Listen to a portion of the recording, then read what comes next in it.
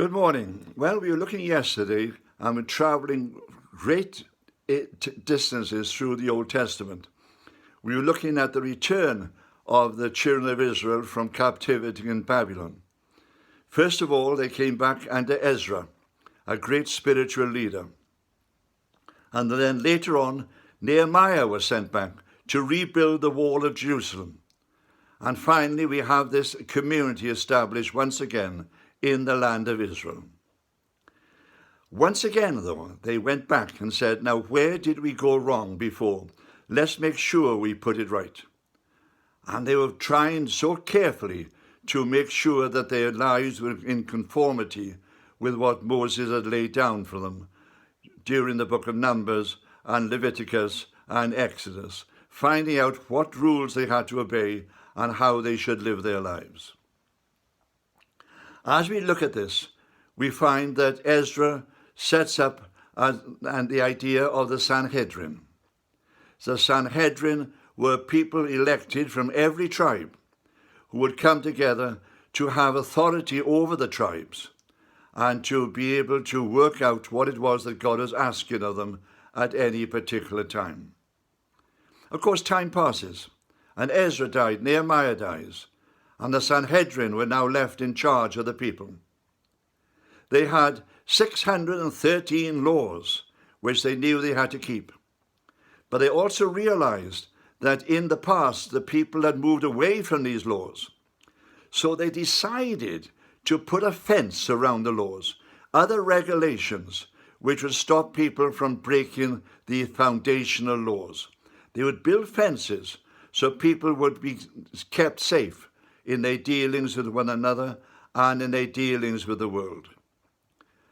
These were set out as in an oral fashion, and it became a thought that although Moses had given them the written law in the wilderness, these rules and regulations were being set up now by the leaders of Israel in order to guide the people. It's almost like our own nation. You know, laws are passed in Parliament and set out. But then when they're handed out to the people, somehow these laws have got to be tested. And they're tested by the judiciary. In other words, people have problems and difficulties. So they come before the judges of our nation and they present cases before them. And they say, this situation has arisen. How can we interpret this law which had been passed by Parliament? And the judges, looking at the problem, will decide what is right for the people. They will interpret the law that they've been given. Well, in the same way, the Sanhedrin in Israel interpreted the written laws that Moses had given them for the people in their age and for the problems they were facing in that age. And they set up these different regulations which would help the people to keep the law. They fenced it in to try and protect it. These people were known as the Scribes. And these scribes have existed right until the time of Jesus. But of course, generation after generation had passed. First of all, these scribes looked at the laws and they looked at what is happening around them. And they decided to set up certain regulations which would help the people to live. These were known as the Sophaim. They were the wise ones, the ones who looked at the written law and interpreted it for the people at that time. Now, it was understood that one Sophaim would disagree with another, but they would always put their disagreements together and discuss them until they came to a common conclusion. But the one thing they recognized they could not do was that they could not go against the rabbinic teaching which had been handed on to them through the written law, the law that Moses had set down. So they took the written law and they discussed it, and these Sophaim tried to work out what was necessary for the people at any particular age. But they too passed. Time carries all his children away. And the next generation, after a couple of 100 years, different scribes arose again.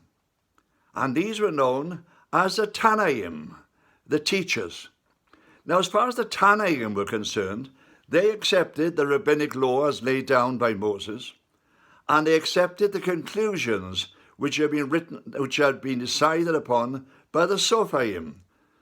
They regarded it almost as being the same as the written law of Moses. This is what they'd been given. Now again, the Tanaim would get together and they would discuss what they had received through the written law and through that which they'd been given by the Sophaim.